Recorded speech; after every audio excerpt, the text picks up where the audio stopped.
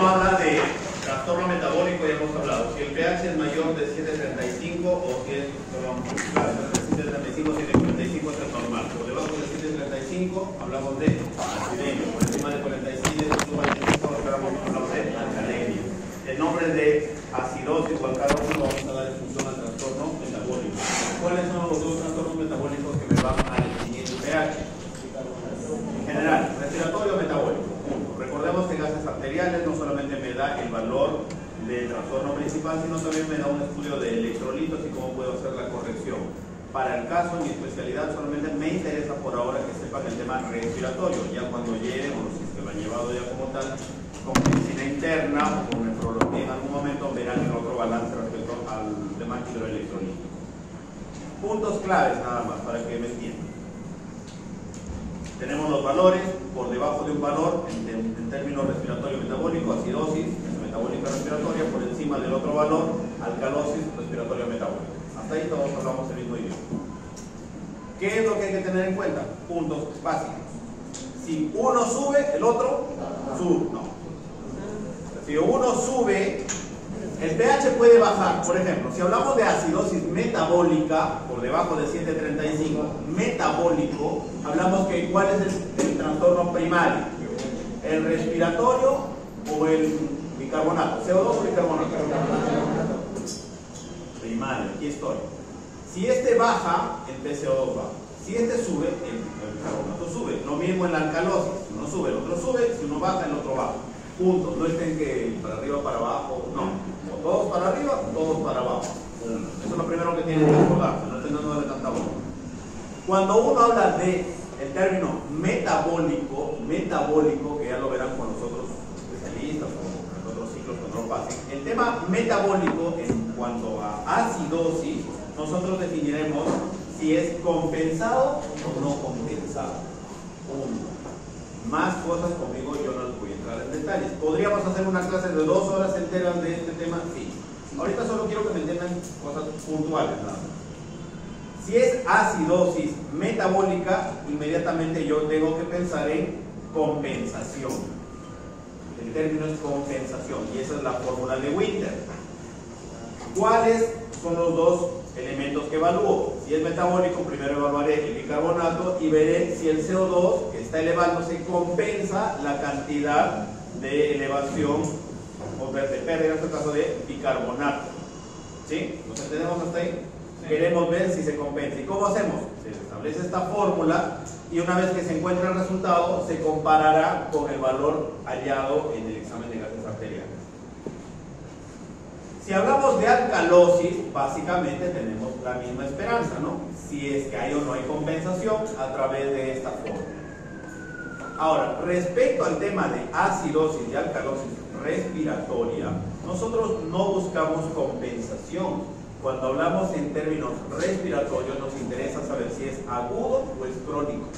Recordarán que en un primer momento, la vez pasada, les dije que es insuficiencia respiratoria crónica y también les mencioné que no hay un término definido para cronicidad. ¿Cómo sabemos entonces, evaluando gases arteriales, hay alguna forma de saber si es crónico o agudo? Sí, haciendo estas fórmulas. Pero solamente me dirá si es agudo el trastorno o es crónico.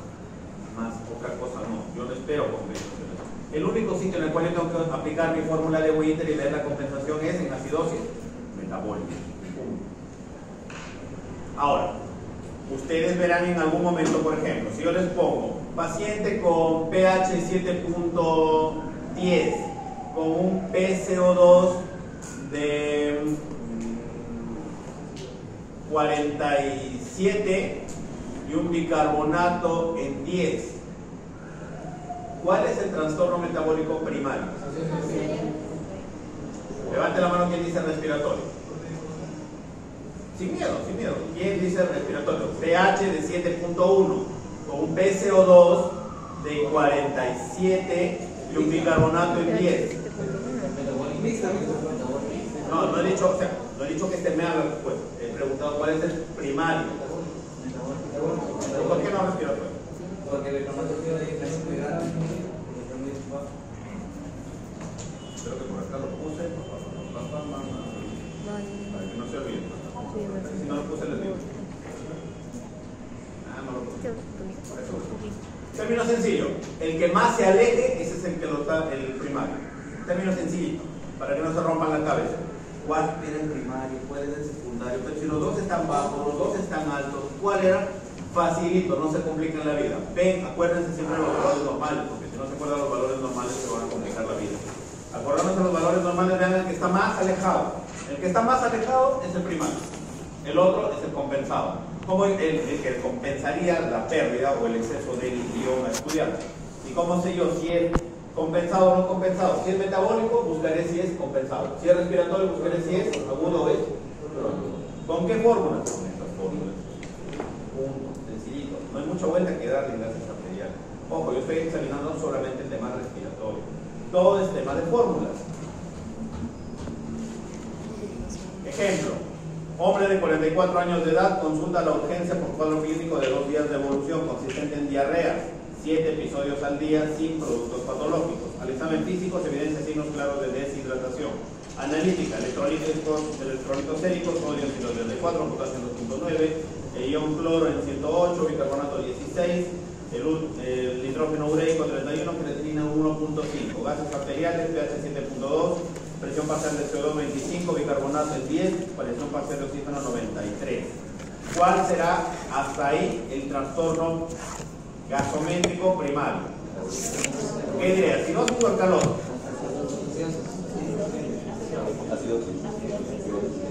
Solo veo el pH primerito. Solo el pH. Acidemia. Ya diré si es metabólico o respiratorio. Veo el PCO2, 25. ¿Cuántos son los valores del bicarbonato? Perdón, del CO2. 40 más menos 4. Entonces espero que sea de 36 a 44. ¿Está por debajo de esos valores? Sí, ya está bajo. ¿Qué espero si el CO2 está bajo? Ahora, bicarbonato. Vamos a evaluar. El bicarbonato es 24 más menos 2. Está bajo. ¿Cuál es el que más se aleja? Está recontra lejos. También evaluemos sobre el gas en el contexto del paciente. Es un paciente que está con diarrea, que pierde electrolitos. No me está diciendo que es un paciente que está con dificultad para respirar. Es un paciente con deposiciones líquidas que tranquilamente está haciendo mi trastorno hidroelectrolítico y además me está haciendo trastorno ácido-base. Entonces, si tengo un paciente por descompensación gastrointestinal y veo que está haciéndome acidosis, la acidosis primaria, el que más se aleja, si se dan cuenta, es el bicarbonato. Ahora, entonces será una acidosis. Ahí recién voy a ver si el CO2 compensa. Entonces, ustedes verán fórmula. ¿Compensa o no compensa? ¿Cuánto es el PCO2 esperado? El bicarbonato está en 10 por 1.5, 15, más 8, 23, más menos 2, o sea, estaría de 21 a 25. Eso es lo que esperamos. ¿Cuánto tiene? 25. Compensado. Facilito. ¿Se entendió? Sí. Huevito. Toca. Ejemplo 2. Identifica el trastorno primario. Hombre de 70 años con historia de POC. Ya me está dando un trastorno respiratorio de fondo. Viene por marcada disnea y empeoramiento de su clase funcional. Trastorno hasta ahí, mi paciente viene por un problema respiratorio o viene metabólico. Respiratorio. Entonces ya tendré que pensar lo que yo halle debe ser agudo o crónico. Es lo primero que debo pensar. Análisis de gases arteriales con el estudio ácido-base, pH 724, lo que ustedes ven ahí. Hasta ahí, con ese pH, ¿qué diré? Acidemia. PCO2 es 40 más menos 4. Debe ser 36 a 44, está en 60, está que vuela. Ya. Entonces, hasta ahí, CO2 está bien alejado. Bicarbonato es 24 más menos 2. ¿Cuál es el que está que vuela? Más lejano. Respiratorio. Entonces mi problema será acidosis respiratoria. Ya veré yo si es agudo o crónico. Ay, como mi memoria es frágil, haremos entonces el hallazgo con la fórmula. Ya les dejo mucho porque no nos da tiempo para sacar una fórmula de la fórmula. Y me dirán luego si es compensado o no es, perdón, es agudo o es crónico. Esta es la fórmula. ¿Sí?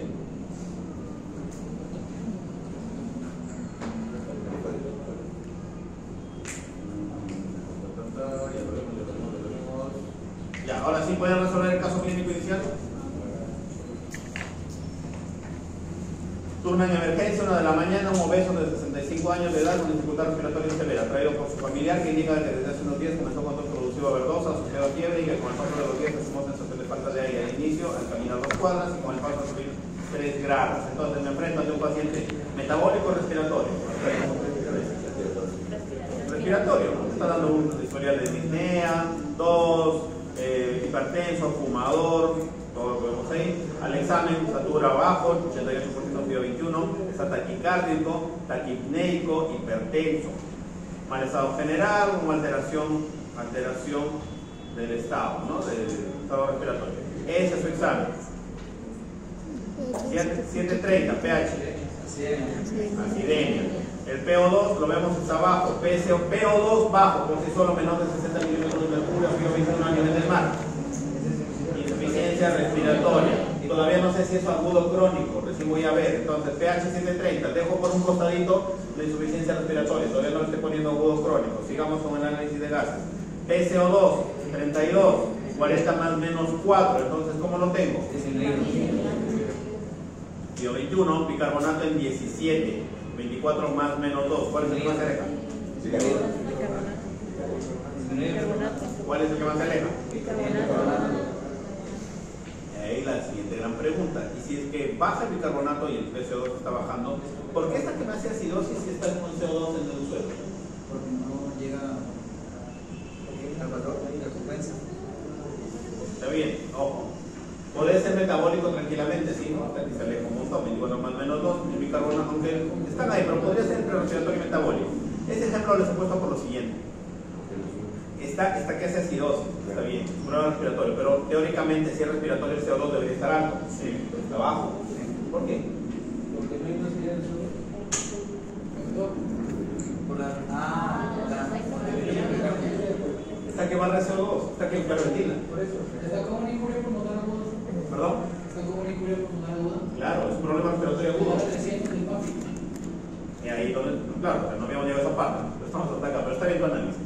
Entonces, CO2, es cierto, me dicen, pero la acidosis y debería estar bajo el CO2, perdón, elevado, pero en ese está bajo. ¿Por qué si me dijo que el CO2 elevado lo debería estar también dándome, o sea, CO2 elevado debería indicarme la acidosis en el caso de estos respiratorios? Sí, pero vean al paciente, no solo se quede en el examen. El paciente está aquí hiperventila.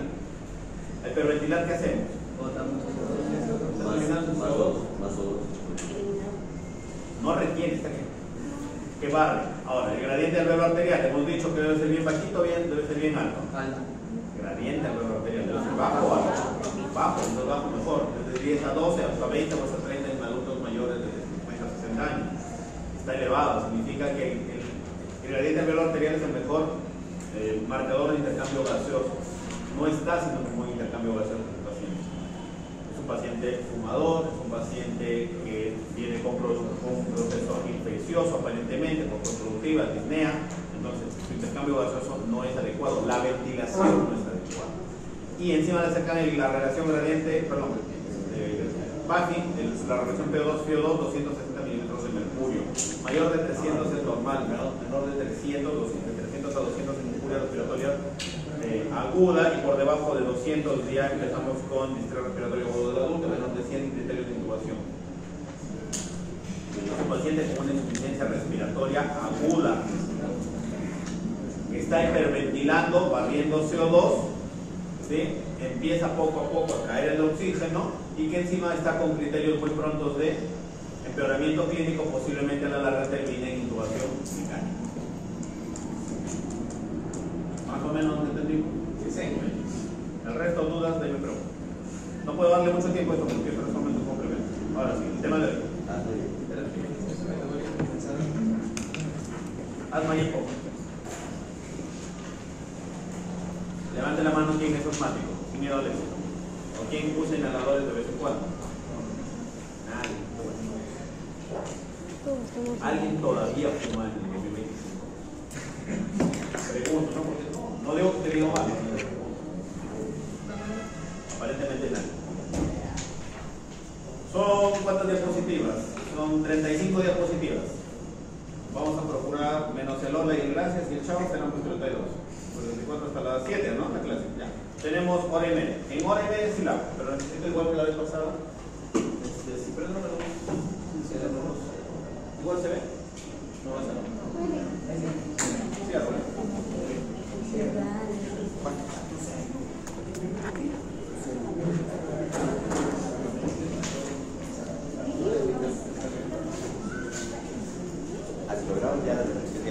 Vamos a hacerlo estilo conversación, me parece mucho más práctico, creo que estar sí, el asistente, por favor. Procuren los que han venido, procuren, digo, ya se preguntan a los que no han venido. ¿Alguna vez, nadie aquí ha tenido alguna vez que ya no, un broncoespasmo, alguna vez ha usado un inhalador? Nunca, ni cuando era niño, ni nada. No. Sí, uno, ¿qué sientes cuando ves el broncoespasmo? Demasiado pequeño. Ah, no te acuerdas, claro. Muy pequeño. ¿Qué es lo que pasa?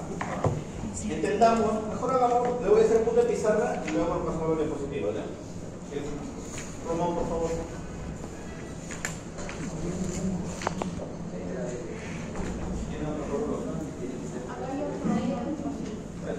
Ya, perfecto. Gracias por su gran donación. Alma llegó.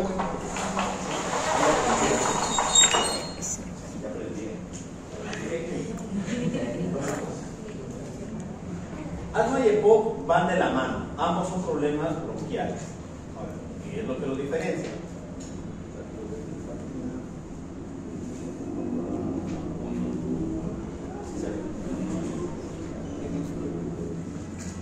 Términos básicos. Respecto al tema de asma, ahorita quiero que me hagan caso nada más. Insisto, como les digo, procuren seguirme en la secuencia, porque yo soy una persona que explico, a veces empiezo por acá, termino por allá y luego me acordé que acá faltaba algo, voy a hacer por acá. Y si no toman nota, van a tomar foto y van a decir, ¿qué? Síganme la secuencia nada más. Ahí ya, eso es leer nada más. Asma y EPOC básicamente son enfermedades de qué? Obviamente, nosotros hablamos de la vía respiratoria,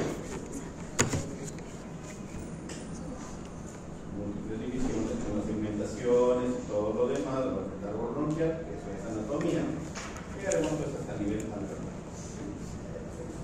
Entonces, la clase pasada vimos que hay un proceso de ventilación y un proceso de perfusión, donde el oxígeno al ingresar acá y el CO2 deberá de viajar. Fisiología súper básica, acá no hay mucho que pensar. ¿Ya? ¿Cuál es el gran problema? Que a medida que el árbol bronquial va segmentándose, estos espacios o el árbol bronquial empieza a hacerse cada vez más. Entonces, para entender cuál es el problema acá, hay que saber que, imaginemos que yo hago un corte a este nivel, imaginemos, yo le hago un corte. Histología básica. ¿Hace cuántos ciclos vieron histología? Tres ciclos atrás.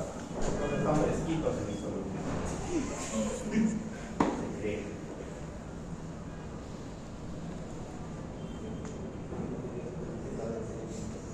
¿Qué tipo de células predominan a nivel?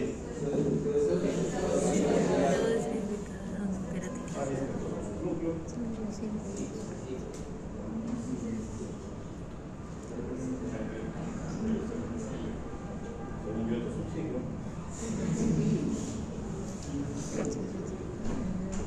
Según yo, esto es una membrana basal.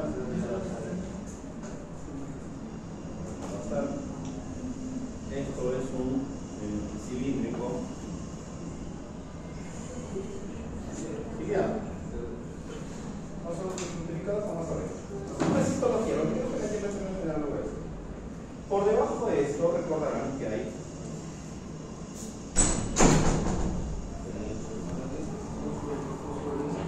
lo liso, habrá todo esto que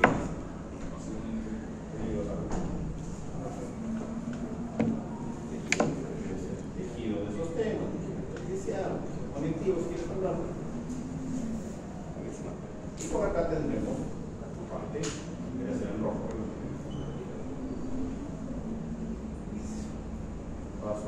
Segundo, debería ser en rojo.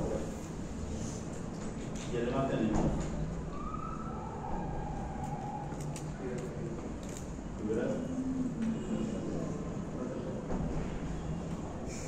entonces, ¿qué es el pH? pH para no hoja de su uso.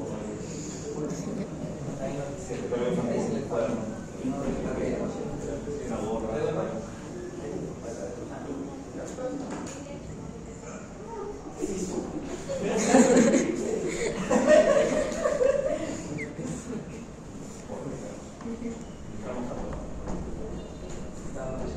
Entonces, esto es el término sencillo. ¿Cómo es la fisiopatología? Asma y POC básicamente tienen la misma fisiopatología, o por lo menos muy semejante, ¿sí? Entonces, entendamos la fisiopatología, entendiendo la fisiopatología, entiendo el por qué utilizo los medicamentos y para qué utilizo los medicamentos y en qué momento. Punto. Que me entiendan esto, el resto es bla bla bla bla bla. Punto. El asma, en algún momento, nosotros vamos a estar expuestos a alergia.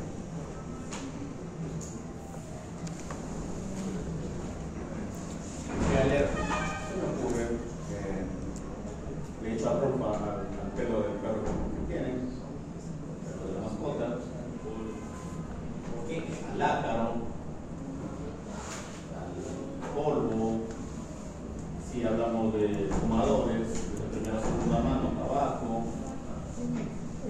o podría ser ya etcétera. X, N. Cualquiera de ellos me conformo un alérgeno.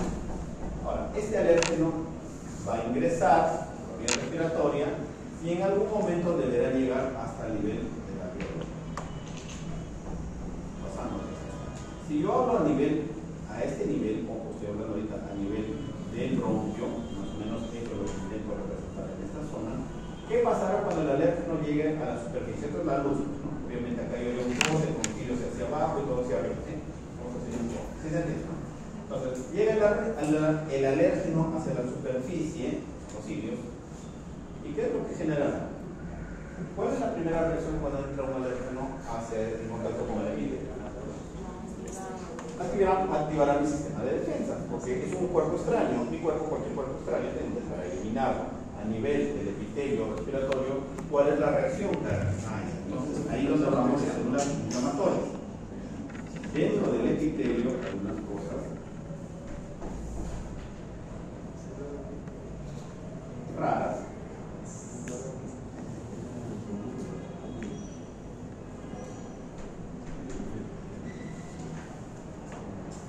No recuerdan, les recordaré, no lo conocen.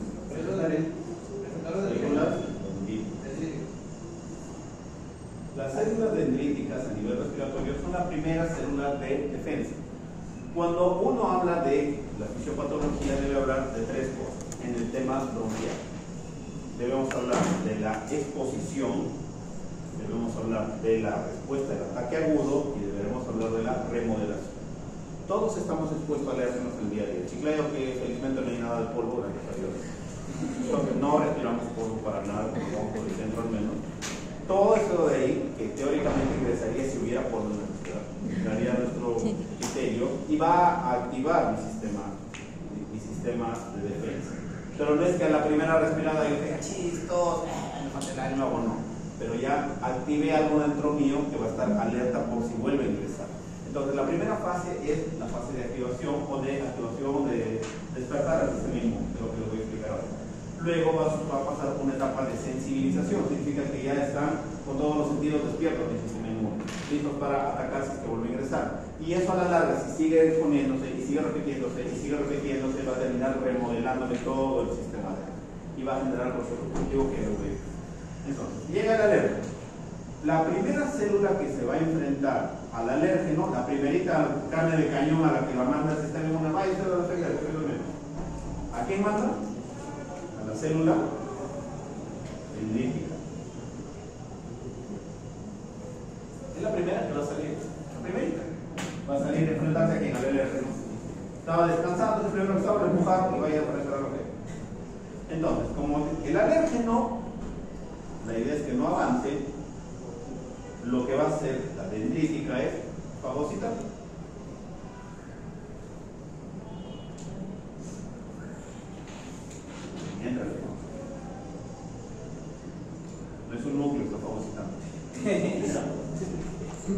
Lo intenta comer, se jala.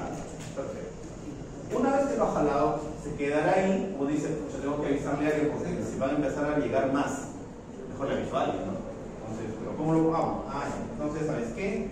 Lo de acá, empiezo a destruirle por partecitas, por partes, destruyo por acá. ¿Sí me entienden cuando les digo que hago una cosa del Word? No sé, no me lo sé. Pero dice, entonces, vamos a alargar este brazo.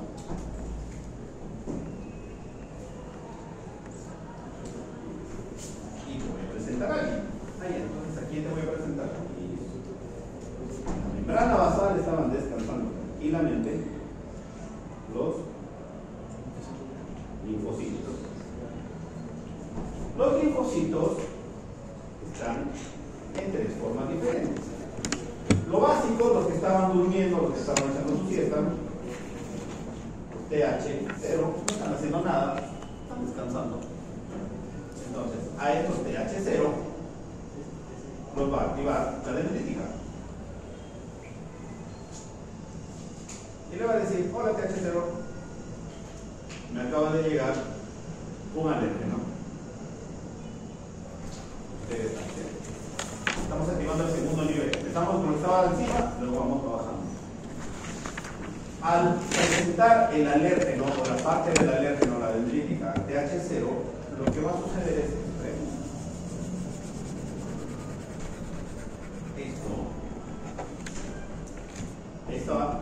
este enfrentamiento, esta presentación dendrítica con TH0 con el alérgeno, nosotros lo vamos a llamar complejo mayor de histocompatibilidad.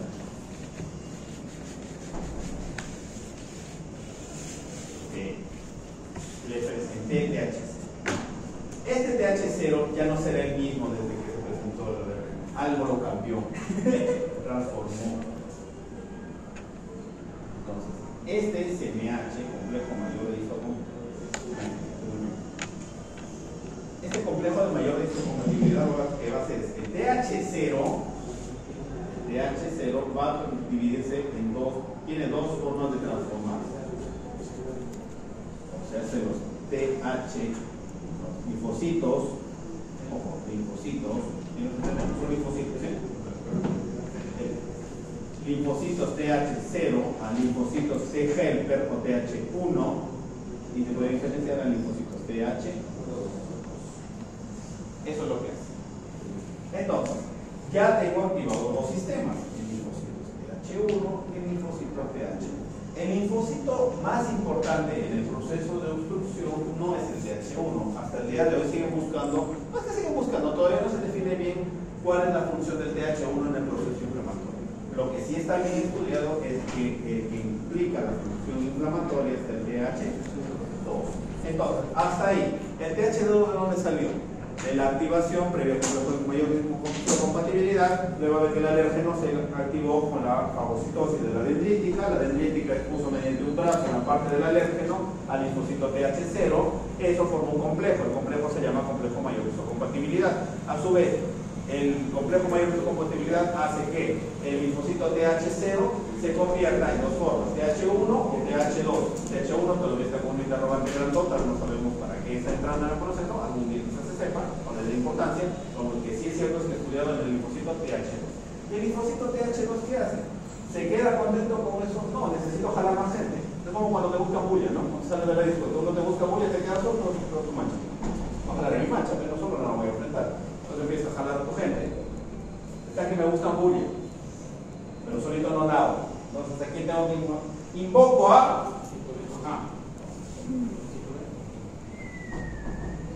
empiezo a buscar a unas células que estaban tranquilamente descansando en los vasos sanguíneos, en el endotelio. Por acá estaban tranquilamente los macrófagos, descansando por ahí. El TH2 lo que hace es enviar un llamado para la activación de las células. ¿Cómo se llama este llamado? Esto se llama prostaglandinas, citoquinas. citoquinas inflamatorias. Las interleuquinas o leucinas. La principal de las interleuquinas, el proceso inflamatorio, son la IL-4, la IL-5 y la IL-3. ¿Qué son entonces las interleuquinas? Citoquinas inflamatorias que salen del linfocito TH2 después de la exposición al complejo mayor de su compatibilidad previa exposición al alérgeno por las dendríticas, y lo que hacen las interleuquinas es avisar a los macrófagos. ¿Para qué llaman los macrófagos? Macrófago, estoy acá, lo que me sensibilizo, ya me llamaron que está entrando sustancia en el cuerpo, necesito que me ayude. Pero el macrófago como tal dice, ¿sabes qué? Yo no lo hago así, en esta forma, así como estoy, no te puedo ayudar. ¿Qué tal si ayudamos o nos transformamos, en todo caso, a los monocitos en proceso de transformación a través de paso a monocitos? Para los monocitos, más adelante, ¿sí? Si no seguimos la secuencia, ¿no? Sí. Los monocitos lo que van a terminar generando a la larga también son inmunoglobulinas.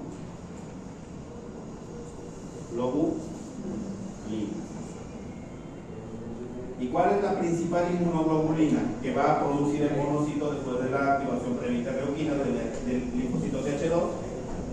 La famosa inmunoglobulina E. ¿Y la inmunoglobulina E qué es lo que va a hacer? Ah, ya. Es que yo tengo forma de así.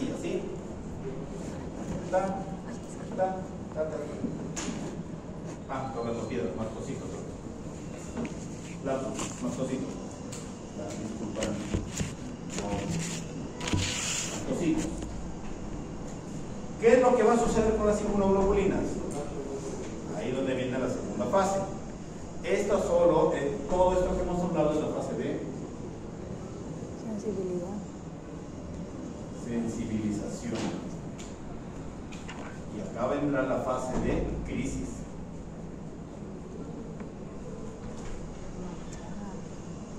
¿Qué es lo que sucede en la fase de crisis? Las inmunoglobulinas ya están libres, están circulando.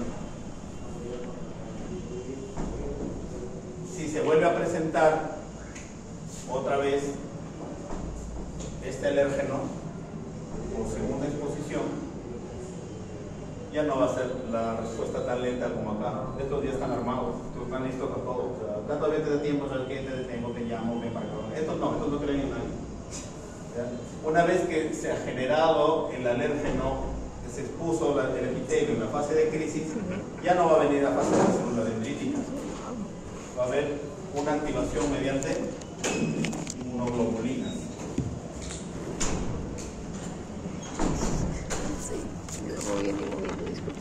Y va a terminar activando a estas células 2 mastocitos.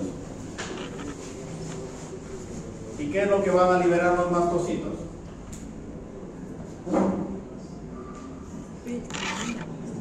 Histamina, tromboxano,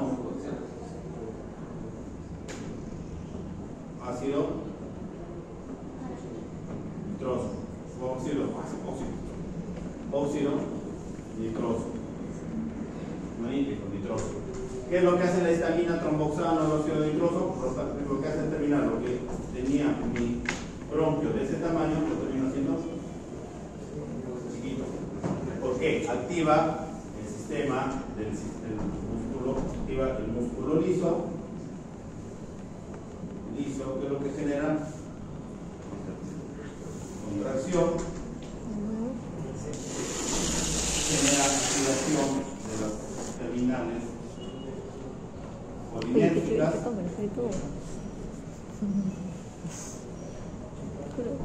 y adrenérgicas. Producto final, construcción.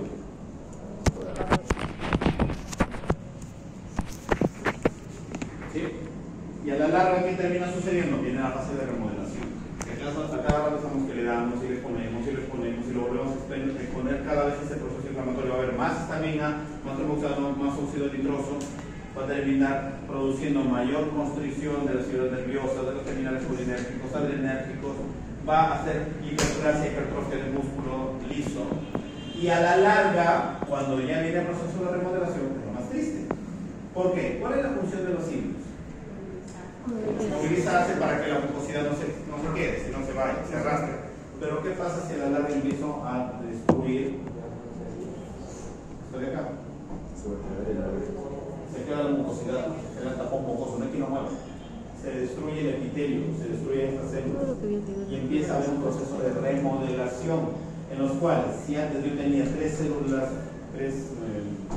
de músculo liso, ahora voy a tener hipertrofia. Y no hacia afuera, sino hacia la luz. Se destruye el epitelio, se pierden los cilios, se pierde la movilidad del moco, aumenta la hipertrofia del músculo, hiperplasia muscular, y por lo tanto la luz termina cerrándose. Al cerrarse hay un exceso de producción de moco, pero no hay quien lo mueva. Como se produce mucho moco y no hay quien lo mueva, tapones mucosos, sibilancias. ¿Qué es lo que pasa? Entra el aire, es un sistema de doble válvula. Ingresa el aire, el asmático lo que hace es respirar. Entra relativamente bien el aire, pero una vez que ingresa hace esa válvula de cerrar. Si entra 500 mililitros en entidad, eso ya podemos hablar, no son otras cosas. Si entra 500 mililitros en entidad y debería teóricamente, olvidémonos del espacio muerto con un tónico fisiológico, vamos a la teoría súper hipotético. Entra 500, debería de votar 500, pero entra 500 y voto 100. Me quedo con 400. Otra vez refiero 500, voto 100. Los 400 empiezo a insuflar. Eso se llama hiperinsuflación. ¿Sí? Atrapamiento aéreo e hiperinsuflación. El aire en el problema bronquial, asmático o EPOC es más fácil que entre, pero es súper difícil que salga. Empiezo a quedarme más aire. ¿La ventilación será adecuada? No hay un buen intercambio gaseoso. Entonces, si no puedo eliminar el oxígeno, el oxígeno se moviliza, pero el CO2 está que se retiene. ¿Qué hago a la larga? Acidosis respiratoria, en las fases agudas y más adelante insuficiencia respiratoria. ¿Se entendió hasta ahí? Entonces, temológica, si ya me sé por lo menos algo, porque alguna vez han leído esto de acá, fisiopatología, se entiende un poquito más quizás, no sé si sí. Entonces, si más o menos me entiendo, digo, ya, si yo estoy intentando generar algún medicamento que me resuelva todo este problema, deberé generar algo. Primero, procuraré no, para que el punto de vista de la alergia, entonces procuraremos darte medidas para que no te expongas a eso. Doctora, yo me expongo al pelito de mi perro, me encantan los perros, me encantan los gatos, pero cada vez que me acerco empiezo con mi espalda y me sigo y me rompo más el aire. ¿Qué tengo que hacer? Votamos.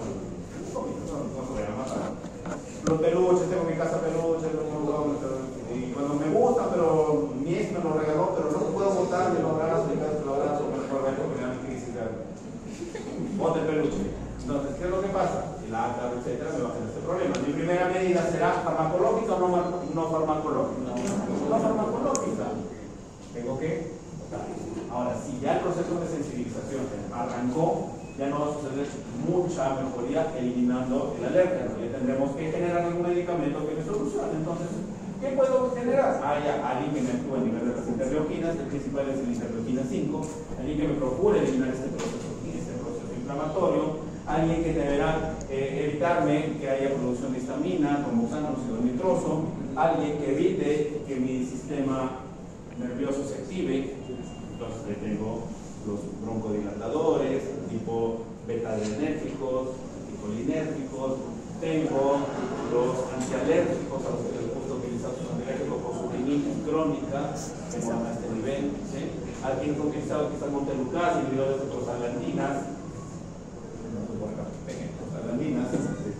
también generamos ese problema. O sea, también hay medicamentos para eso. Todo tiene un porqué. No es solamente de venir y decir, ¿sabes qué? Los inhaladores son estos, reflexionamos por dónde, por qué se origen. ¿Tenemos una idea general? Más o menos. ¿Podemos seguir? Sí.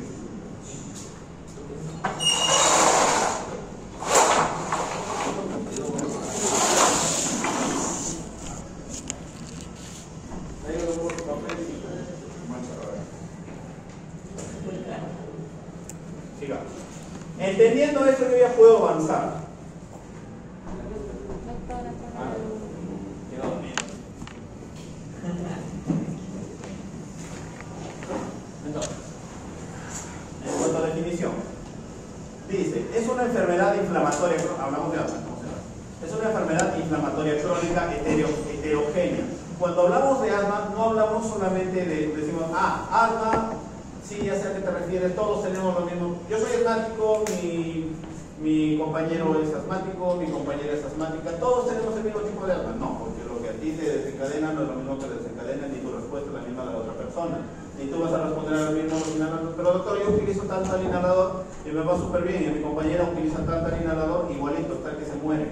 Ya, porque son fenotipos, responden diferente. Hemos hablado que los linfocitos se pueden, TH1, TH2, y la respuesta inflamatoria, que me olvidé de colocarlo por ahí, hay procesos de granulación y activación de eosinófilos. Entonces, el eosinófilo también es una de las células principales involucradas en todo ese proceso inflamatorio. Después de la activación del TH2, el TH2 termina activando los eosinófilos. ¿Sí? Un hueco, ¿no? Bueno, se enseña una vez. Entonces, participan distintas células, ya vimos que células, mediadores de inflamación, ya vimos que mediadores, y genera hiperrespuesta bronquial, sibilancia, dificultad respiratoria. ¿Y qué puede ser? Y esto sí es lo que diferencia el asma del EPOC. Ambos son procesos obstructivos, bronquiales, ambos. La diferencia es que el asmático es reversible, el EPOC es no reversible. Primera diferencia. ¿Qué significa reversible? Tengo mi broncoespasmo, utilizo mi medicación, y al utilizar mi medicación al lapso de un tiempo voy a estar mejor, voy a estar tranquilo. Tranquila, si fuera el caso. El EPOC, no, demora, si revierte muy poquito, prácticamente es insignificante, no revierte. Entonces, hay variables de asma, asma alérgica, asma no alérgica. Como dice el asma alérgica, es la historia típica que tiene el paciente asmático, en el cual le preguntas, ¿y desde qué edad tienes tus problemas respiratorios? No me acuerdo, pero dice mi papá, mi mamá, que me llevaban a la emergencia porque tenía crisis, porque a veces me daban inhaladores. Empezaba con mi proceso respiratorio de arriba y luego me congestionaba y terminaba mal. Eso es un proceso que viene de historia desde la infancia. Le preguntas, ¿tu papá, tu mamá, tu hermano, a tu familiar más cercano, algunos de tus familiares cercanos, tienen antecedentes de problemas bronquiales, respiratorios? Sí, mi papá, sí, mi mamá, sí, mi hermano, mi abuelito, mi abuelita. Entonces hay un componente familiar. La típica historia del paciente asmático alérgico es aquel que tiene historia de problemas alérgicos, obviamente, desde la niñez, y hay algún antecedente de historia familiar. Ese es el asma alérgico, una de las variantes de asma, son distintos. ¿Qué es lo que también, la principal célula aquí involucrada es el eosinófilo, entonces es un proceso eosinofílico y responde bien al tratamiento con corticoides inhalados, que lo voy a mencionar más adelante. Hay que tener en cuenta algo, cuando uno habla de asma alérgica, siempre el día que ustedes se enfrenten a algún paciente, no necesariamente paciente, a veces conversando, no te digo, oye, estoy alérgico, ¿sabes qué hago? No sé qué utilizar. Siempre pregunta, aparte del problema alérgico, ¿tienes problemas de la nariz? ¿Tienes problemas de rinitis? Y siempre pregunta, ¿tienes problemas de dermatitis? ¿Tienes problemas de piel? Porque usualmente el paciente que tiene un problema asma alérgico siempre va de la mano con otra cosa. Los pacientes que tienen, aparte del problema bronquial, tienen problema de vía aérea superior, como congestión o rinorrea crónica, hablamos de historia de rinosinusitis o rinitis pura, y también problema de dermatitis, que rápido le pica, lo que a uno le pica un zancudo y le hace una ronchita, lo rascaste y a la hora ya pasó, a otro le pica y al rato se hinchó como pelota. Entonces son problemas de atopía, así se llama, atopía, problemas alérgicos exagerados. El asma no alérgica es aquella que no responde bien al corticoides inhalados, que vamos a ver el tratamiento. Tos como variante de asma. Hay pacientes en los cuales la tos es el único síntoma. ¿Tiene broncoespasmo, el silbo del pecho? No necesito, estoy tranquilo, pero lo único que tengo es tos. Entre los estudios terminan concluyendo asma de aparición en el adulto. Dije hace un momento que es bien cierto que el asma usualmente es un componente familiar y suele ser en las primeras edades, pero no nos quedemos con ese concepto porque son variantes. Mientras que la gran mayoría puede tener esa característica, hay otras personas que recién debutan en la adultez, 25 años, 30 años en adelante, recién debutan con broncoespasmo y dicen, no, pero no puede ser asma porque el asma me enseñaron que es solamente en la niñez, en la adolescencia. No, es una de las variables, esto se llama fenotipo, uno de los fenotipos del asma. Asma con obesidad, también hay otro tipo de asma inducida por ejercicio, hay asma inducida por AINES, asma inducida por ácidos salicílicos o acilina. Entonces hay variantes de asma, hay asma para todos los grupos, pero lo que más estudiado es asma alérgica. Entonces la fisiopatología Si yo les ponía ese primer gráfico de arranque, se iban a perder, porque ya tenemos las células inflamatorias por la vía respiratoria, epitelio bronquial, está dañado con pérdida de células ciliares, sobre todo las células epiteliales, bla, bla, bla, bla. Eso lo pueden leer, es todo lo que les he explicado. ¿Sí? Sino que ahí está el término bonito, como para que vean que les enseño. Fibroblastos y fibroblastos, células endoteliales, musculatura lisa bronquial, nervios polinérgicos. Todo eso es fibroblastos. Next. Lo mismo que hablamos, next. Esto lo repasamos bonito si quieren. Células inflamatorias implicadas en el asma, los linfocitos T están elevados en vía aérea, tenemos la alteración de la relación linfocitos TH1 con los TH2, predomino TH2, que hay citocinas específicas, de todos hemos hablado, mastocitos, eosinófilos, neutrófilos, las células dendríticas, los macrófagos y células pulmonares neuroendógenas. Eso solo lo leen, acuérdense de lo que hablé y ya lo leen, de acuerdo. ¿No quieren que lo repasemos por uno? No. Sí, ya dijo uno, sí, perdón. Linfocitos T, ya lo hablamos, mastocitos están aumentados en el epitelio bronquial, ¿sí? Infiltran el músculo de la pared, ¿sí? El músculo liso de la pared, y lo que van a hacer básicamente efecto broncoconstrictor proinflamatorio. Los eosinófilos son los que se elevan más en la vía aérea, activados, lo que van a hacer liberar enzimas inflamatorias, generar mediadores que amplifican la respuesta inflamatoria, todo lo que hemos hablado. Los neutrófilos en algunos pacientes con asma grave. Asma puede ir desde algo leve hasta algo grave, asma casi fatal o inclusive muerte. Ahorita solamente vamos a hablar del tema fisiopatológico y asma controlado. No vamos a hablar de las variantes de crisis asmática severa, asma casi fatal. Eso ya son cosas mucho más complejas, deben de alimentación mecánica y todo eso. Las células más relevantes implicadas en el proceso inflamatorio de asma, lo que ven ahí, las citocinas, las citoquinas, histamina, óxido nítrico,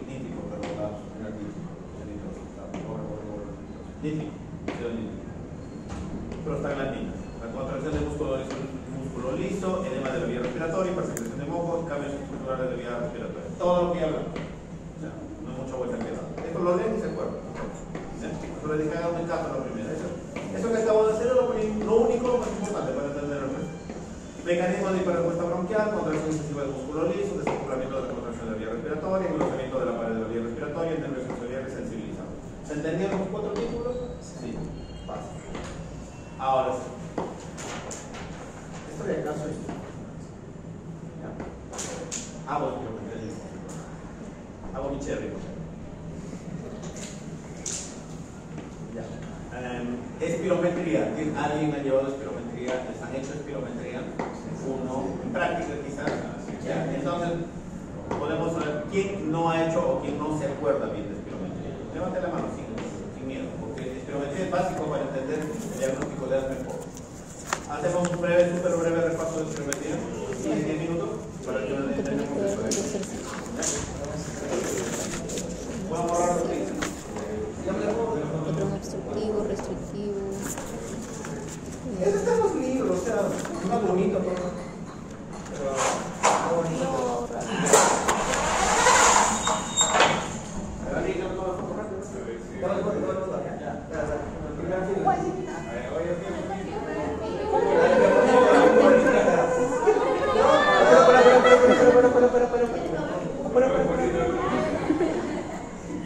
Ya, está. Esa es la ventaja que tienen ustedes. En mis épocas, en mis épocas, estamos fregados. Y todavía me decía. En el librito entendí a partir de el H2. Pues antes de eso no entendía. Y ahora sí. Así estamos.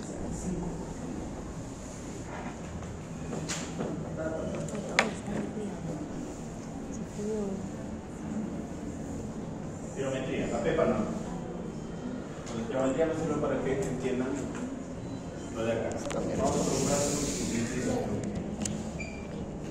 la espirometría es una prueba funcional.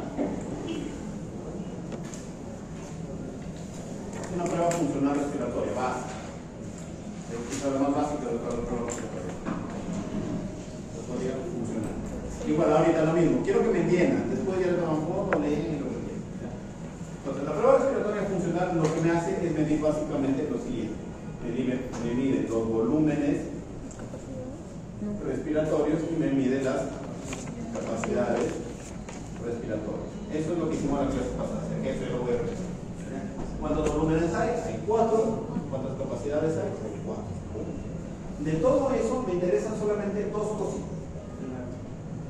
¿Recuerdan cuando les dije la vez pasada cuáles son los volúmenes? Hablábamos del volumen de aire corriente, el volumen normal. ¿Recuerdan? Yo siempre les pongo el ejemplo cuando se aburran, porque es cuando bostezan, es lo más fácil. Toma aire, reserva respiratorio, boto todo, reserva respiratorio, regreso a mi tira. ¿Sí? Y tenemos la reserva, que el volumen residual que evita que mi pulmón colapse.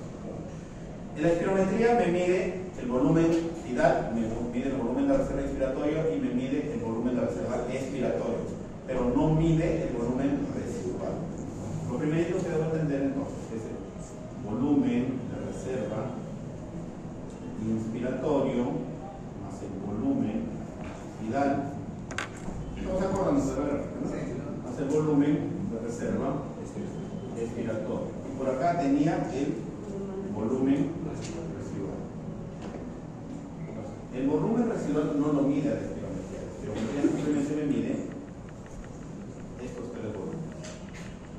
Cuando yo hablaba de estos de aquí, esta pruebita de volumen residual no mide otra prueba, que no se hace aquí en claro, porque no se llama pletismo vertical.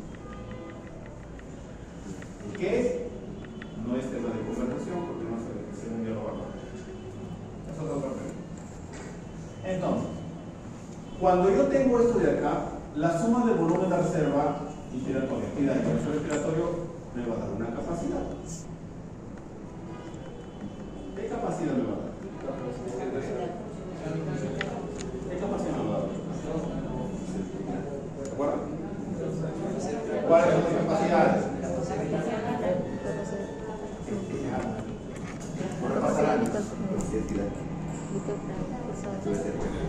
Capacidad vital. Si yo cogiera hasta acá sería la capacidad pulmonar total. Yo solamente cojo estos tres. Entonces, la espirometría desde ese gráfico. La espirometría es una prueba de respiratorio, porque es prueba funcional respiratoria que me mide tres volúmenes: volumen de respiratoria, tidal, respiratoria. Estos tres me miden capacidad vital. Cuando yo hago la prueba de espirometría, ¿alguien ha hecho alguna vez espirometría o han visto espirometría? ¿Han visto alguna vez? ¿Cuál es la técnica? ¿Qué le decimos al paciente? Tome aire y bota, pero le dices bota bonito, con cariño, con delicadeza, no con fuerza y todo lo que puedas hasta que te quede rojo de tanto soplar. Es una prueba de fuerza, de esfuerzo, entonces es una prueba forzada.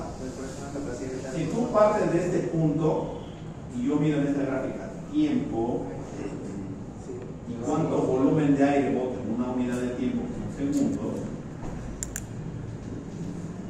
volumen, ahí obviamente. Entonces, ¿qué es lo que hago al paciente? Le digo, toma aire. Y luego le dices, bota. Entonces, si tú te das cuenta, la espirometría, una buena espirometría debe botar el paciente soplar por lo menos 6 segundos. O sea, hacer esta mano. Tú le dices, sí. Hasta que ya, punto. Hasta que llegue 6 segundos. La pregunta es, ¿se han dado cuenta cómo he soplado yo? He botado. ¿En qué momento salió más aire? Al inicio. Si yo lo mido en segundos, 1, 2, 3, 4, 5, 6, yo parto de esta intersección de las dos rectas.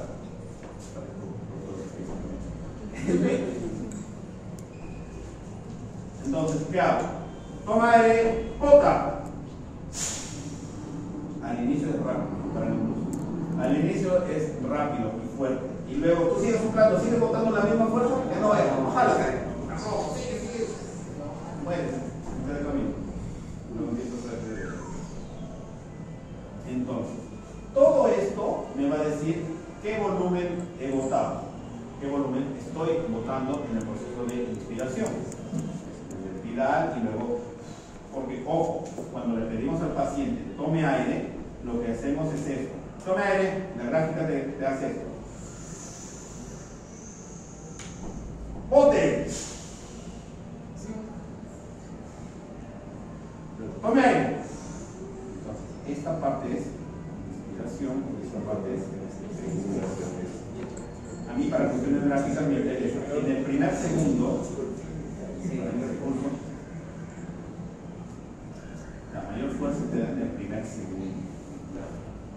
Entonces, el mejor indicador de volumen en expiración será en qué momento. El volumen expirado es una prueba de fuerza. ¿En qué momento? Primer segundo. Ese es el mejor marcador de fuerza. El resto es importante, sí, pero no me valora tanto cómo está funcionando. Entonces, mi cuerpo. Entonces, hasta ahí, ¿cuáles son las variables que yo voy a ver en una espirometría? ¿Vale? Pero como lo hago con fuerza, porque es una prueba de esfuerzo, forzada, y luego veré el volumen que estoy expulsando o expirando en el primer segundo. Volumen expiratorio forzado en el segundo. ¿Se entiende así? Sí. Esto de acá, yo solamente en espirometría, igual que en el AGA, igual que cuando les dije, cuando se van a Plaza Vea a comprar y dan una lista así, un montón de números, una lista largota, y el AGA también, cuando ustedes algún día me van a dar una lista de cosas que al final les cuentan 3 4 cosas que me interesan. Lo mismo es con esto. La espirometría vas a ver una tira larga donde hay como 20 variables. Concéntrate en 3 cosas y con eso es suficiente. Debes valorar la capacidad, primero la capacidad vital forzada de sub 1 soldado y la relación capacidad vital forzada sobre el B sub 1. No necesitas ver más cosas. Esta relación de la capacidad vital forzada sobre el B sub 1 ya sale de dinámica. ¿Para qué me sirve esto de aquí, esta relación? Esta capacidad vital forzada, relación sobre B sub 1, me diagnostica, ¿de qué es el diagnóstico? Diagnostica obstrucción. Entonces, si asma y EPOC son 2 enfermedades obstructivas, ese valor debe ser equivalente a un proceso obstructivo. La gran pregunta es, doctor, ¿cuándo es un proceso obstructivo? Hay variables, hay tablas. Cada vez que algunos de ustedes hayan visto espirometría o si en algún momento les hacen espirometría, siempre les vamos a pedir datos de peso y talla. ¿Por qué? Y raza. Peso, talla y raza. ¿Ya? ¿Por qué? Porque cada variable o esa relación, la máquina te la va a predecir de acuerdo a esos 3 datos. Ingresamos si es afroamericano, si es latino, si es americano, bien, son tablas que ya vienen hechas. Aunque no nos guste nada, que racista que no lo tiene. Viene la máquina, no vamos a pelear con la máquina. Ya viene con sus valores. Una vez que ingreso esos datos, también tengo que ver cuánto pesas, cuánto tallas. Todo eso la máquina, mediante su algoritmo, su software, me va a botar unos datos. Y me dirá, el valor de esto de aquí va a expresarse en porcentajes, porque es una relación. Entonces, esto se valora en porcentajes. Al expresarse en porcentajes, como cualquier término matemático, va a haber un valor alto y un valor bajo. Entonces, todo lo que esté por encima de eso o por debajo de esos puntos de corte es o mucho o bajo. Entonces, como decir, en esta aula, el promedio de edad yo calculo mirándolo, debe ser promedio de 21 o 22 años, calculo yo. Entonces, digamos, yo les pregunto, por ponerles un ejemplo, en esta aula, o promoción, el promedio de edad es de 22 años, pongamos. Si viene alguien de 10 años, ¿es normal que esté en esta aula? No. O si viene, no normal, es fuera de lo común, no hablamos de normalidad. Es fuera de lo común, pero ¿tú qué haces si tienes 10 años acá deberías estar pintando? O como que venga alguien de 89 años acá. No está mal, pero como que no cuadra algo, ¿no? Entonces, son cosas que se salen de los valores. Entonces, para que yo saque su promedio de 22 años, más o menos su rango debería ir calculándolos entre 20 a 24 años. Calculo yo que debe estar ahorita los rangos de ustedes. Más o menos, no estoy final. Entonces, si ese es el rango que ustedes manejan en esta aula, diré que el límite superior normal para el aula de ustedes es 24 años. Y el límite inferior normal para ustedes es 20 años. Lo que esté por fuera de eso y por debajo de eso es extraño. No malo, pero es extraño. Entonces, en términos de la prueba, toda prueba tiene un límite superior de la normalidad y tendrá un límite inferior de la normalidad. Lo que esté por debajo de esto en cuestión de prueba o lo que está por encima de esto ya no corresponde a un buen diagnóstico.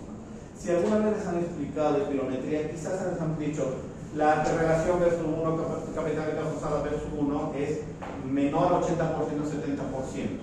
Y eso está en los libros, los verán, es relativamente cierto.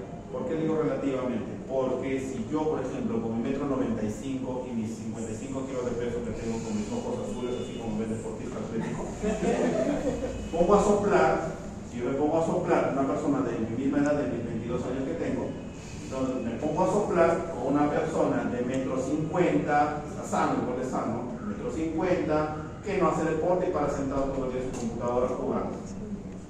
Ambos estamos sanos desde el respiratorio. Pero mi capacidad pulmonar, siendo un atleta así como ven, puedo observar como que está sentado todo el día, ¿será la misma capacidad? No. Ambos somos peruanos, ambos tenemos, no tenemos problemas respiratorios, estamos bien, pero lo que él sopla y lo comparo conmigo, va a parecer que está obstruido, va a parecer que está chiquito. Y si yo soplo para él, puede susurrar mucho. Entonces, ¿será correcto decirle que ponerle el mismo punto de comparación a ambos? ¿Podemos 70%? No. No es igual, por eso es que cada uno se adecua al resultado de la máquina. La máquina te da valores, límite superior de la normalidad y límite inferior de la normalidad. Lo correcto es decir, ahora en el 2025, un diagnóstico de obstrucción se da con la relación B/1, capacidad vital forzada B/1, por debajo del límite inferior de la normalidad. Eso es un diagnóstico correcto ahora de patrón obstructivo. ¿Qué decimos? Un diagnóstico de obstrucción cuando la relación B/1 capacidad vital B/1 capacidad vital forzada.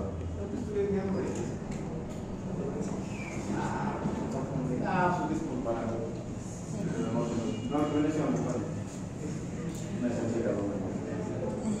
La relación es menor al límite inferior de la normalidad. Los libros, los textos, todavía algunos dirán ustedes, ese valor es 80%, dice 70%. No está del todo mal, de hecho. Para cuestiones académicas está bien. Pero si queremos ser prácticos en la vida real, no es eso. Valor por debajo del límite inferior de la normalidad. Entonces, el primer porcentaje, el B/1 capacidad vital forzada, sí, es no, el B/1, esto se llama índice de difenado. Que también tiene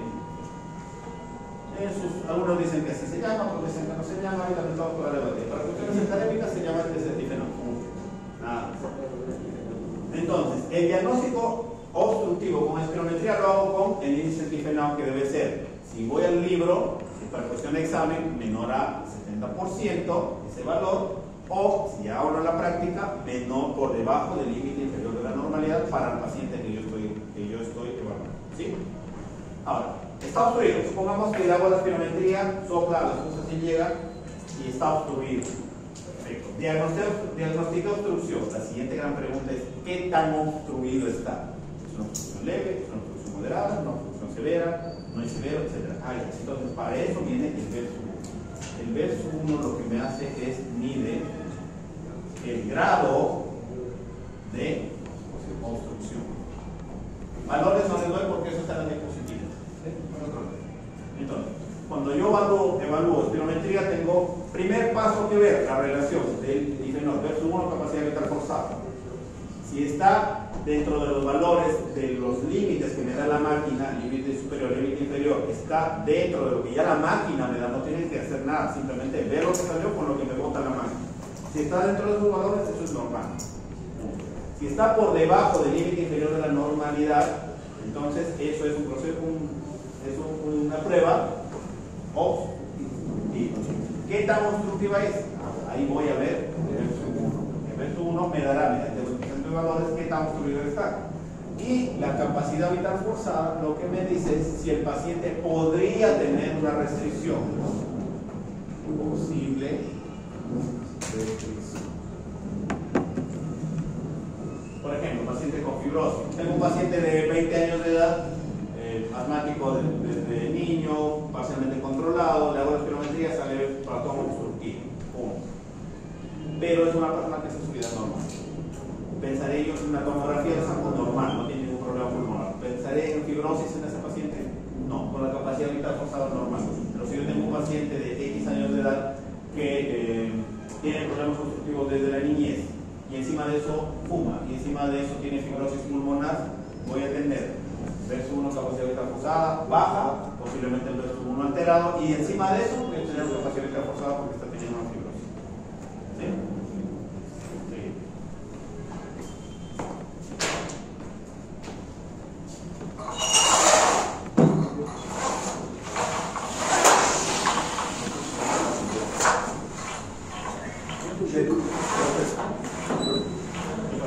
Un poquito.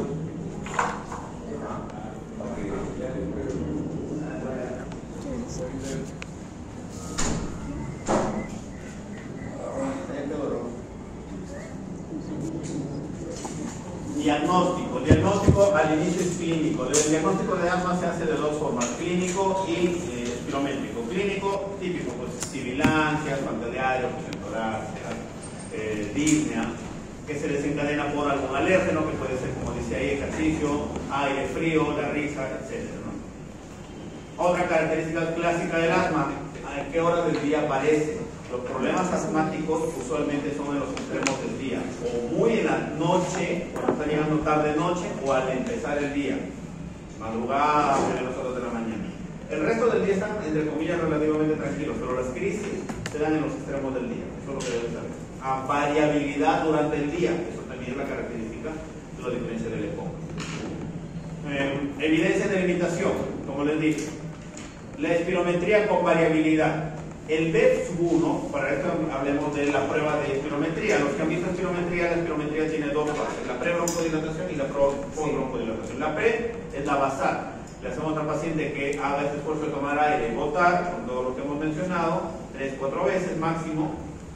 Registramos los valores y luego le aplicamos un broncodilatador, que puede ser salbutamol o puede ser bromuro de hidratropio. Les deben sonar estos nombres posiblemente. Entonces, cualquiera de ellos, la prueba idealmente es con salbutamol, con 400 microgramos de salbutamol, que es lo mismo 4 Q. Pero hay algunas personas que te hacen taquicardia secundaria de salbutamol o hacen sensación de temblor. Entonces, si hacen palpitaciones, taquicardia, temblor, y tienes antecedentes, no voy a querer que durante mi prueba genere eso. Entonces, no le voy a aplicar salbutamol, por lógica. Deberé darle algo que no le genere ese problema. Y le puedo dar bromuro de hidratropio al doble de dosis. Es decir, si le daba 4 Q de salbutamol, le daré 8 Q de bromuro de hidratropio. Sea cual sea el inhalador que yo utilice, debe ser una prueba broncodilatadora. Le doy 15 a 30 minutos de descanso después del inhalador y luego le pido que regrese a completar otra vez la prueba. Eso se llama post-broncodilatación. Si el BEP-1, que hemos mencionado ya que es un BEP-1, cuando yo comparo los valores que me bota la máquina entre el pre, por ejemplo, yo tengo esto de acá, ¿no? Mejor prueba, LLN es el low, en inglés, ¿no? Donde viene el límite inferior de la normalidad. Esta es, por ejemplo, la prueba que les decía. ¿Qué significa? Tengo la mejor prueba, imaginemos que es la pre, imaginemos que esta es la post. Pongamos un ejemplo, que esta solamente tiene pre, ¿no? Imaginemos que es pre-post. En este caso, ¿qué me dicen para este paciente? El 0,76 es lo más bajo que debería ser normal. Todo lo que esté por debajo de esto es anormal.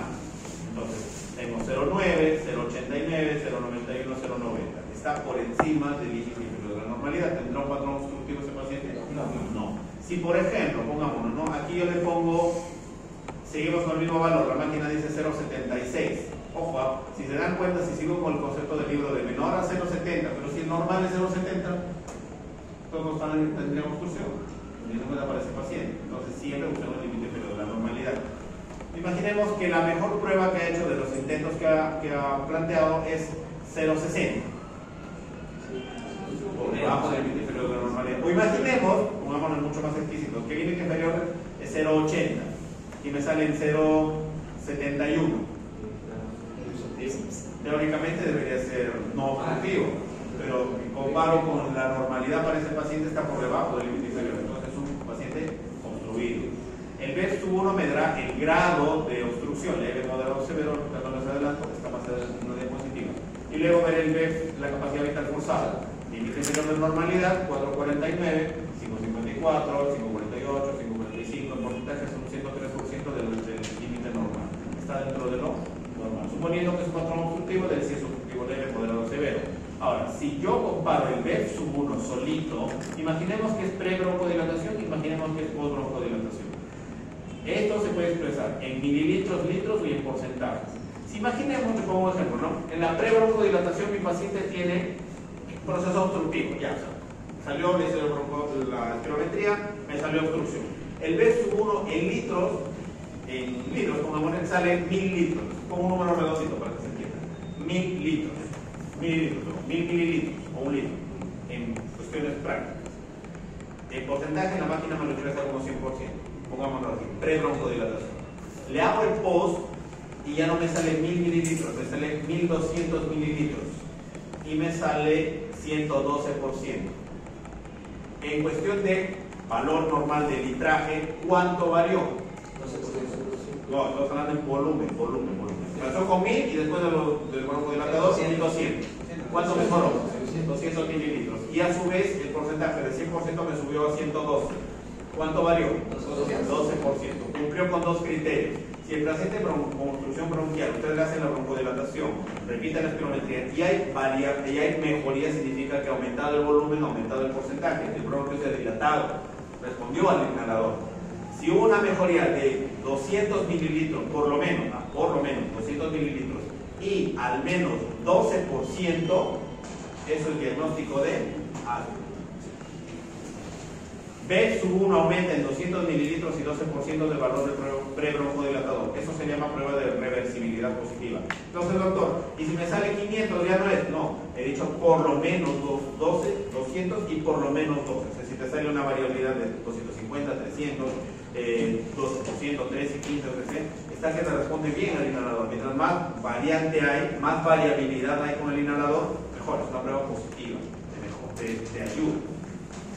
Variabilidad de una media diaria mayor del P a 10%. El cristiano. La prueba de arriba es una prueba de espirometría, como la tengo en mi consultorio, y la de acá abajo se llama flujometría. Lo ideal es hacer al paciente una prueba, decirle, a ver, ¿y cómo? Para que se haga una idea, la espirometría afuera tú estás haciendo 50, 200 soles. ¿Ya? ¿Sabe qué? Le voy a hacer todos los días con espirometría. Yo feliz, pues eso no lo pago, no ningún problema. Pero el paciente dice, ¿estás loco? No te vas a pagar. Ya no quiere pagar. Mire, cómprese una maquinita que se llama flujómetro, que es esta de acá. El flujómetro es una máquina que usted va a utilizar en su casa, que viene acá marcado, no sé si pueden ver, ¿no? Tiene varios porcentajes, numeritos, y te dicen cuántos litros estás variando, y lo expresan pero sin porcentaje. Solito hace, por favor, registres en un cuaderno cuánto varía todos los días con el inhalador. Registra un valor base, sobre y marque el numerito que me apunta en un cuaderno, el número que le sale aquí, que es este marcador rojo, me va a decir, se va a mover la función que yo sople. Y luego, conforme su pausa de su inhalador, todos los días me va a decir cuánto va variando el porcentaje. Si la variabilidad diaria es mayor al 10% de un día para otro, es un diagnóstico también de asma. El flujómetro. ¿Sí? El PEF. PEF es un marcador que tiene de acá. Acá esta maquinita, el flujómetro no tiene BEF. Uno no tiene capacidad forzada, no tiene antifrenado. Estos numeritos que ven acá es el pico expiratorio forzado. Se llama PEF. Es un marcador también de obstrucción bronquial. Pero solo el flujómetro, el paciente lo utiliza todos los días. Si todos los días me mejora mayor a un 20% entre el suprabasal y su mejor marcador en toda una semana, el PEF mayor al 20% es diagnóstico de asma. Pero nosotros nos quedamos para cuestiones prácticas con la espirometría. Entonces, en consultorio, en hospital, en clínica, esto puede ser la flujometría, el paciente lo puede hacer en casa. Más o menos esto de acá. Ahora, ¿cómo diagnosticar asma? Se ve feo el cuadro, pero está recontra sencillito. Síganle la secuencia nada más. Ojo, antes de conversar con el cuadro. Hay una pruebita adicional que no se está haciendo acá, quería mostrarlo con mi colega, pero económicamente no se da. Porque es caro comprar el equipo y al final de la rentabilidad no es buena. Que se llama, lo que menciona acá, óxido nítrico, el FENO. ¿Qué significa? Hay unos pacientes que son asmáticos. Ustedes le hacen la prueba de broncodilatación, le hacen espirometría y salen valores normales, pero el paciente sigue quejando, pero tengo sibilancias. ¿Cómo puede salirme normal si yo estoy que lo obstruyo, me falta el aire? Entonces, cuando la prueba no es concluyente de la espirometría, se debería hacer una siguiente prueba que se llama fracción inspiratoria de óxido nítrico, que es el FENO. Recuerdan que hemos hablado dentro de los las sustancias que se eliminan el óxido nítrico, el óxido nítrico, ¿sí? Eso también se puede medir con una máquina que se llama el FENO, que ven acá. Entonces, eso mide la cantidad de partículas que se eliminan en partes por billón. En Cristiano, si la espirometría me sale normal en un paciente asmático, dice, ¿tiene sentido? No, no tiene sentido. Debería ser una prueba adicional para medir si realmente es asmático. Y mucho mejor prueba, porque eso les dije, la espirometría es la prueba funcional más básica de las pruebas. Para cuestión de asma se llama FENO. Hace lo mismo al paciente que sopre y la máquina te dirá, por un punto de corte, eso sí es fijo, por encima de 40 partes por billón, le dices que es asmático. Si es menor a 40, no es asmático. Pues es mucho mejor que la espirometría, pero por cuestiones que les acabo de mencionar, no lo creo todavía. Entonces, ¿qué hemos hablado? Le hacen la prueba. P1 capacidad vital forzada, mayor a 0.7. Según este libro, usted cogía un libro, porque usted ha dicho los libros que mencionan eso. Teóricamente, con esto debería ser normal. Entonces, si es no, tenemos dos opciones.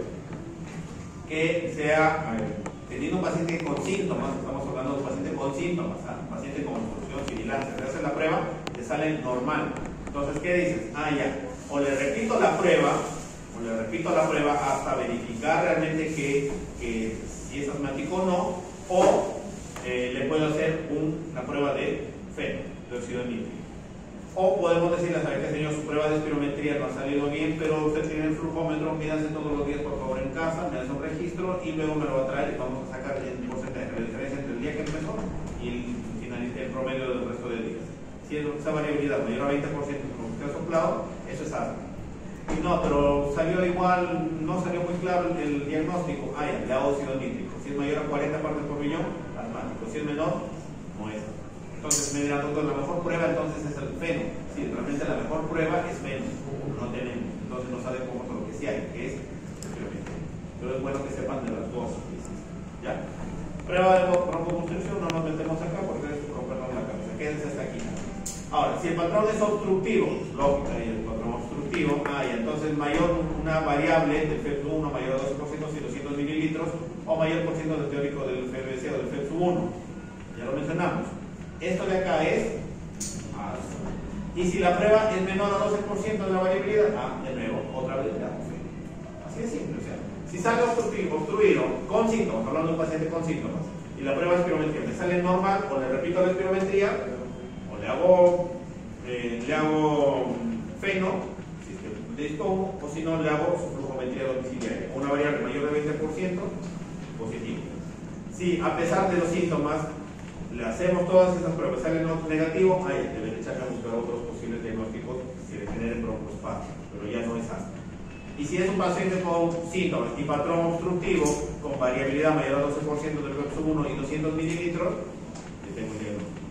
Y si es un paciente con síntomas y patrón obstructivo que no tiene 200 mililitros en variable ni variación de 12%, y puedo hacer el FENO, le hago. Y el FENO dice mayor a 40 partes por billón, positivo para los menor a 40, no es asma. ¿Entendimos? Más o menos. A los que más o menos me siguen la secuencia. Ahora, la clasificación del asma, el asma se puede clasificar en varias formas, ¿no? Hay distintas formas, desde los síntomas que tiene el paciente hasta el control del asma. Son dos formas de clasificar asma. Vamos a verlo desde dos puntos.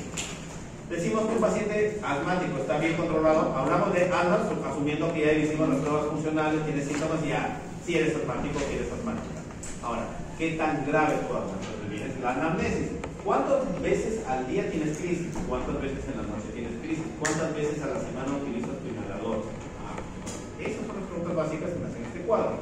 Bien controlada, síntomas diurnos. No tengo ninguno, sino 1 o 2 al mes que tengo. Ya es un asma bien controlada.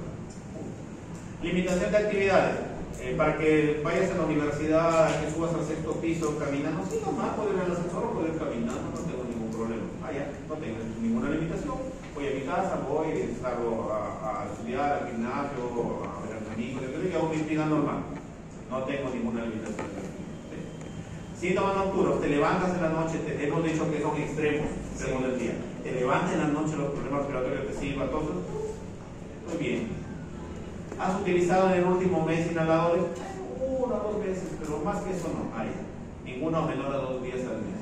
Si cumplo con todo esto y aparte le hago la prueba de función pulmonar, y no ha tenido ninguna crisis, no ha tenido crisis en los últimos días, muy bien. Su asma bien controlada. Esto se puede medir mediante un test, 2 tests que ya les voy a explicar más adelante. Parcialmente controlada, si tienen todo lo demás. No, ya estoy al día estoy utilizando en esta última semana 2 días, 3 días, en los últimos meses ni hablar, estoy como 10 Pues desde ahí te dice que no está bien controlado. Se despierta en la noche, sí, estoy durmiendo y me despierta, o estoy acostado y me ahogo, tengo que sentarme, tengo que levantar mi cabecera para respirar porque me sirve el pecho a pasar del aire, tengo que estar utilizando mi inhalador cada rato. Ya, pues desde ahí te está diciendo que no está bien controlado. Y tuviste crisis y terminé una emergencia en el hospital, en la clínica, nebulizándome porque no me sentía bien mal. Estamos hablando de un paciente parcialmente controlado. Mal controlado si así cumple más de 3 de cada uno de estos. O sea, si son por separado cualquiera, o este, es parcialmente controlado. Pero que te cumpla 3 o más de estos de acá, es asma mal controlado. Entonces, al paciente le deberemos decir, mira, me encantaría hacerte pruebas de espirometría cada rato, pero sé que no se puede. Entonces, aparte de la flujometría, me vas a llenar este cuestionario en casa. Este cuestionario, te voy a dar 2 cuestionarios que tú los puedes llenar en casa. Son preguntas súper sencillas y cuando los llenes, de acá vienes a la siguiente consulta y me dices qué puntaje sacaste. ¿Cuáles son estas 2 pruebas que el paciente lo llena? Una se llama ACT y el otro se llama el ACQ. El ACT es una prueba de control de asma que se compone de 5 preguntas, súper sencillas, muy subjetivas. Al paciente le dices, imaginemos que alguno de ustedes es asmático, y le digo, ¿sabes qué? A ver, te pregunto. Todo lo que te voy a preguntar es lo que ha pasado en el último mes, las últimas 4 semanas. Pregunta 1. Para ti, ¿con qué frecuencia el asma te impidió hacer tus tareas del día a día? Ah, no, si todos los días estoy mal. No puedo hacer nada, me siento súper mal. Ahí, marcas siempre. Punto. A veces, o casi, no casi siempre 2, algunas veces 3, poco o nunca. Sí. Básicamente es subjetivo. El paciente te dice cuánto y le vas a dar un porcentaje. Es como escala del dolor. 0 no te duele nada, 10 quieres tirarte de la azotea. El dolor. Entonces, básicamente tú me dirás, sí me duele más o menos 4, 5, 3. Lo mismo es con esto. ¿Qué tanto sientes que te impide? Siempre, a veces, no siempre, nunca. Te das un puntaje. Sumas acá. Por ejemplo, 5 puntos, por decir nunca. Pregunta 2. ¿Con qué frecuencia sentiste que te faltaba el aire? Que te ahogabas. Más de 1 vez al día, 1 vez por día, etcétera, etcétera. Respondemos y sumamos otro puntaje. Pregunta 3. En las últimas 4 semanas, ¿con qué frecuencia sentiste que te oprimía el pecho, te silbaba el pecho, te ahogabas, te faltaba el aire en la mañana, en la noche? Más de lo normal. 4 o más noches por la última semana me he despertado en los últimos 7 días, me he despertado 5 veces en esta última, 5 noches en esta última semana. Ahí, marco punto 1. No, me pasan 3 noches, 2, una sola vez, la semana pasada un solo día, esta semana nada, ahí, una vez por semana 3, en el último mes una vez me habré despertado en la noche, punto 4, no, en el último mes no me desperté ni un día, punto 5, marco. Lo mismo, pregunta 4. ¿Cuántas veces utilizaste el salbutamol u otro inhalador? Lo mismo, 3 o más veces por día y así va sumando puntajes. ¿Sí? Esta la pregunta 5 es, para ti, ¿cómo calificarías que está toda? ¿Está controlada? ¿No está controlada? ¿No está controlada? Le dirá para nada 1, más 2, algo, 3, bien, 4, totalmente 5. Esto te va a dar un puntaje. El puntaje te va a medir del punto 1 al punto 25 con una escala. Del 1 al 10, poco controlada, mal controlada, del 10 o del 11 realmente hasta el 20, regular o parcialmente controlada, de 20 a 25, muy bien controlada. Y eso te sirve al paciente para que el paciente también tenga un seguimiento. Esto está de libre disponibilidad en internet. Hay otro cuestionario que es mucho mejor en cuanto a estudios. Se ha hecho comparar el ACQ con el ACT. Se ha visto que el ACQ es mucho más práctico y más exacto. El ACQ te dice lo mismo: 5 preguntas que se cumplen del 0 al 6. Suman los puntos de cada una de las preguntas, lo divides entre 5 y te da este porcentaje. Menor a 0,75, control adecuado; de 0,75 a 1,5, es parcialmente controlada; más de 1,5, control inadecuado. Si se dan cuenta, es básicamente preguntar y sumar puntos. No hay mucho que explicar aquí. ¿Sí? Esto lo pueden ver en los dispositivos de estudio. Ahora, respecto a cuando está bien controlado, la gravedad, necesidad mínima de tratamiento para mantenimiento o control. Puede ser intermitente o puede ser persistente. El asma intermitente es aquel que se divide en escalones, que lo vamos a ver por acá. ¿Sí? Esto lo habrán visto varias veces, quizás este gráfico de los escalones. Ya escalón 1, intermitente, leve, persistente leve, escalón 2, persistente moderado 3, 4 o escalón grave 5, 6. Esto lo vamos a ver en el gráfico. ¿Cuáles son los tratamientos del asma? Obviamente que hagas tu vida lo más normal posible, que no utilices inhaladores, utilices lo mínimo posible y hagas una vida normal, retirando pues lo que te predisponga o te exacerbe. Esto sí me interesa que, les han hecho en algún momento clases de inhaladores, les han explicado la presentación de los inhaladores. Inhaladores es para todos los grupos. Levante la mano quien conoce salbutamol. No que lo haya usado, que conozca.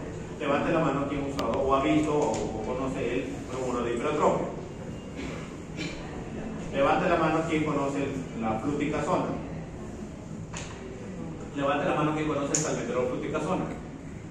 Levante la mano quien conoce el relvanelipta. Levante la mano quien conoce el dacaterol glicopirronio. Levante la mano quien...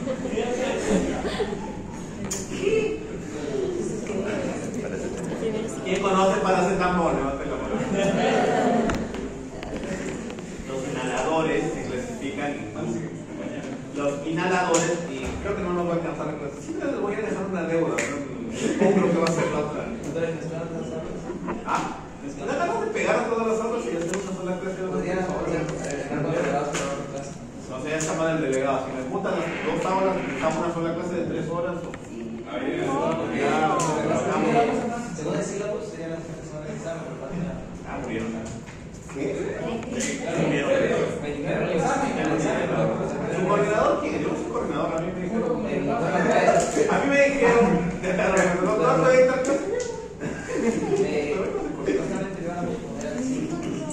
Me avisan, ¿qué está de delegado? Ya. Coordinen, yo les sugiero coordinen con los otros chicos para las clases que vienen. Yo prefiero hacerlo para no estar por puchitos. Mejor los juntamos. Me dicen en qué horario se puede coordinar conmigo otras cosas que hacer. Y hacemos una sola tanda de unas 3 horas. Yo creo que 3 horas es un dolor para todos ustedes y para mí. No voy a repetirlo. No, ustedes me verán que conversen bien entre ustedes y yo el martes puedo. Tiene que hablar con el doctor Carrión porque después sigue una clase acá. ¿A qué hora se viene? A las 6:50.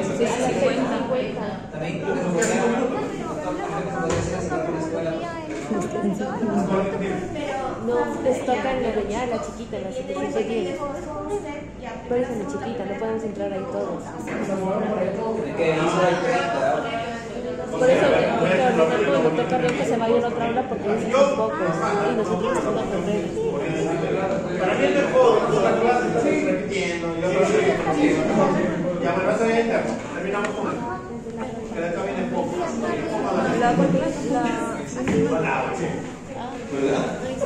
O sea, sí la hago, pero no tiene 5 minutos. Sí, pero a ver, pero al menos cuando su docente estará por recuperarnos. ¿Ahorita para seguir la clase? Ah, sí, pero...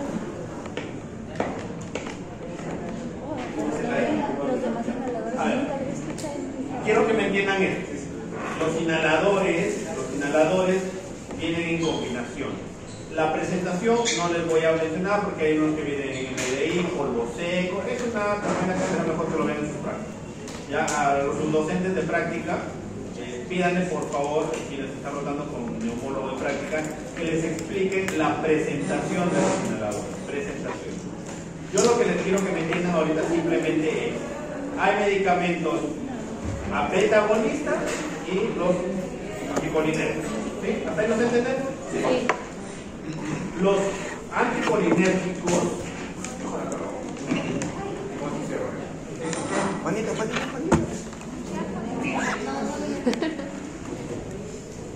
Se clasifica si es de acción corta o de acción prolongada. Si es corto en inglés, ese es grave en inglés. Metagonistas, tenemos los SABA. Rápido. Tengo todo aquí, está fresca.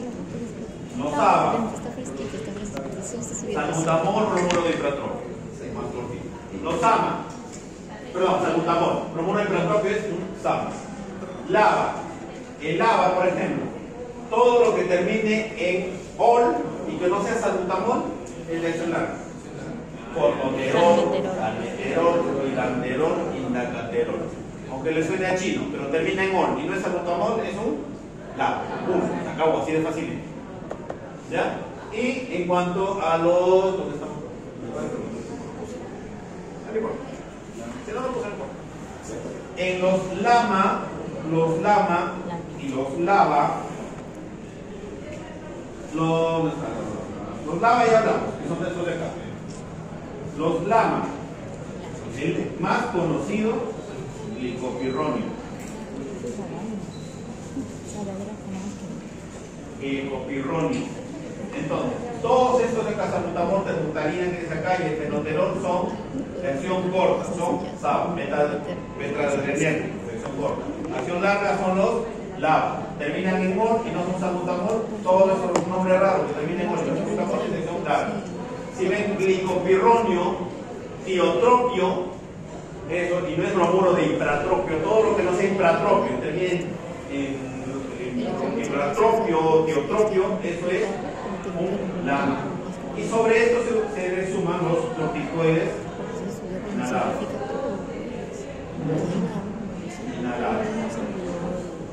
CSI o CI, así se llama, así lo vamos a leer en las siglas. Tienes acá beclomethasona, budesonida, ciclosenida, fluticasona, omeprazona. Entonces, esos son corticoides inhalados. La presentación es lo que ven ahí. Pueden venir solo o pueden venir en laboratorio, lo vende así en la farmacia. Un LABA más un LAMA, un SABA más un SAMA, corticoide inhalado más LAMA, corticoide inhalado más LABA. Así vienen, distintas combinaciones, que es lo que vemos ahí. Eso tenemos que hacer la siguiente, porque ya creo que estamos...